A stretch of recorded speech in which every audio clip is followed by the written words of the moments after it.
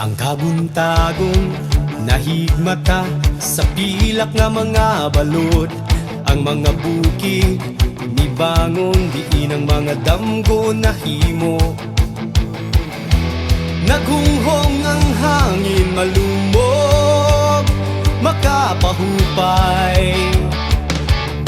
Upos sa mga panglantaw o pangandoy, namugna ang kakugi o papaningkamo. Pagsubang sa adlaw sa ormo, bulawanon nga kalangitan og ang mga kasing-kasing nag-awit bisan sa panahon sa pagtayog. Ormo kanon nagpabilin, nagbarog og nagmaligong. Mga kaumahan nga bunda sa grasya, ang patagong dagay day sa ulan.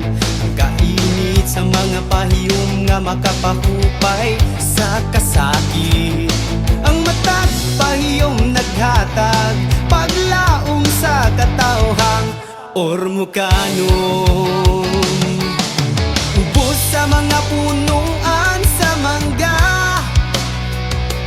ang kinabuhi gibati o kadasig sama sa usa ka matamis nga binya. Pagsubang sa adlaw sa ormo, bulawanon nga kalangitan og ang mga kasing-kasing nag-awit bisan sa panahon sa pagtayog. Ormo kanon nagpabilin, nagbarog ug nagmaligon. Ang huyuhoy sa hangin nagdalag istorya sa matag usa. Ang mga sulog sa kasapaan midagay-day paingon sa kadagatan. Ang matag putlo dinhi sama sa kundi nagsugod ang kinabuhi. Usa ka syudad sa kahayag, usa ka dapit nga malambuon. Ormoc City utang natawhan alang sa mga Ormocanon.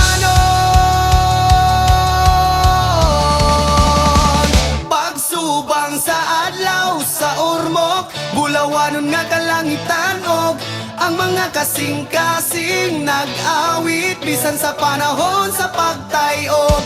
Ormocanon nagpabilin, nagbaro